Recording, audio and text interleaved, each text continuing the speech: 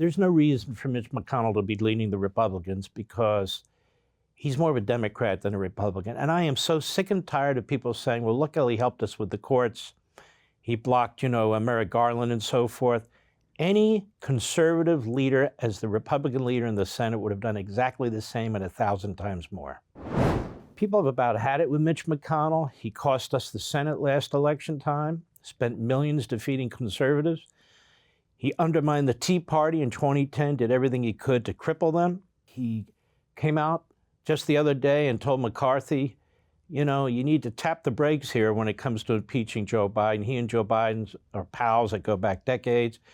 They both have China connections. Both families have made a fortune off of communist China. It's the truth. Communist China owns a lot of Washington, folks. A lot of Washington, a lot of the ruling class. One day somebody will get to the bottom of this. We don't have the resources, but someday somebody should and would. But in any event, there's no reason for Mitch McConnell to be leading the Republicans because he's more of a Democrat than a Republican. And I am so sick and tired of people saying, well, look how he helped us with the courts. He blocked, Merrick Garland and so forth. Any conservative leader as the Republican leader in the Senate would have done exactly the same and 1,000 times more. He won't do anything on the border. He voted for that massive infrastructure bill. He and 18 or 19 of his comrades. He is constantly undermining the conservative movement. And at this point, the conservative movement is the only movement that's protecting this republic, period. Anyway, let's take a look at this that happened on August 5th, just around the corner. Go. I just told David Beck his introduction is longer than my speech. Elaine and I are really excited to be back at Fancy Farm on behalf of the strongest Republican team we've ever run in our state. Stop there. He has iron-fisted control over the Republican Party in Kentucky. This is a man who backed Ford against Reagan in '76. Just so you know who we're dealing with here.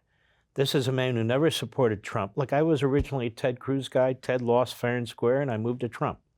He never did. He's a bad dude. He got his wife an appointment at the Transportation Department. His family has a cozy deal with the Communist Party regime in China to move freight by ships. Freighters.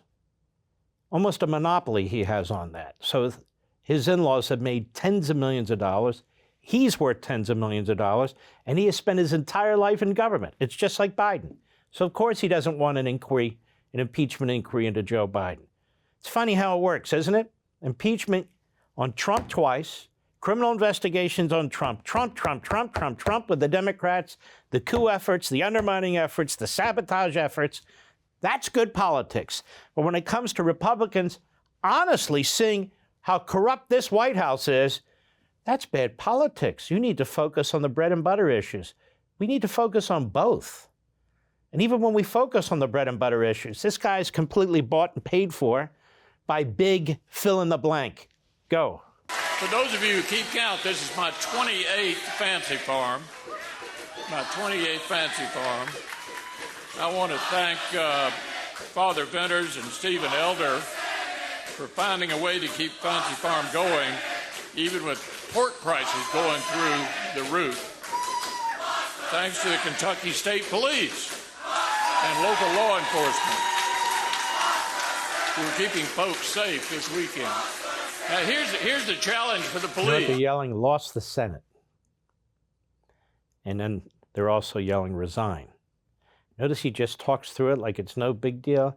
Because in Washington, now he's in Kentucky, but in Washington, they dismiss people like you and me.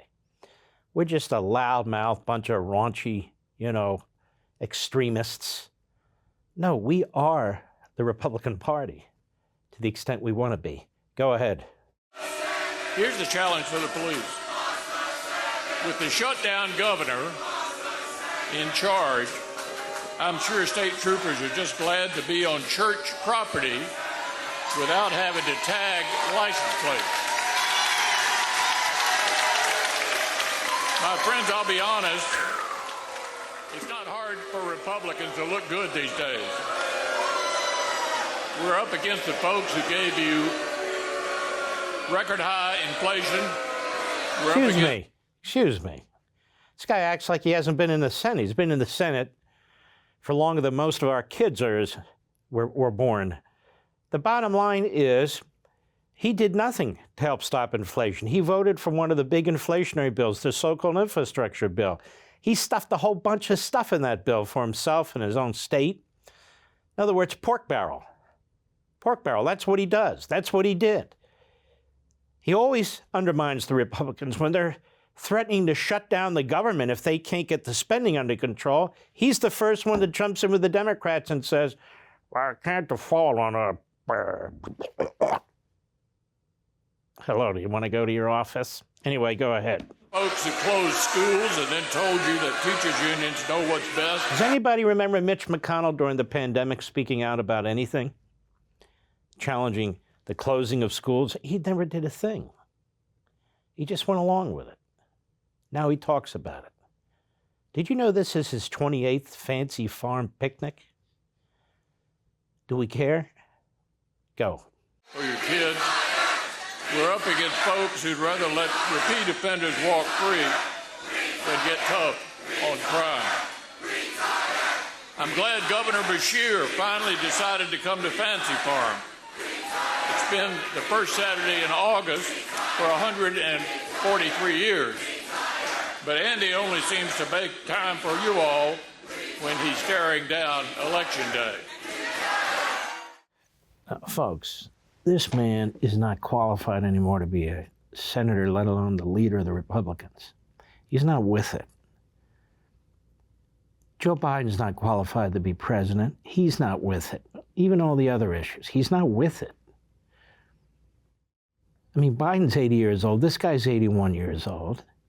They won't give up power. They play the system. The special interests own them so they can get what they want out of them. The radical left owns the Biden administration. They get what they want out of him, so they don't want him to leave. It's just incredible. And then you look at a guy like Fetterman, who should have never been elected. The media covered up for this guy. The guy can't function. He just can't function. You look at Feinstein. She's hanging on to the bitter end. Feinstein is out of it, completely out of it. These are four of the leaders in Congress and in the White House. Enough is enough already. She's 90. This guy's 81. Biden's 80. Fetterman obviously had a stroke that had an effect on his ability to function. You look at this. You look at Nancy Pelosi hangs on. She's 81 or 82. Vicious and vile right to the last second. This is the greatest republic on the face of the earth, or at least it was. Want to see more? Sign up for Levin TV.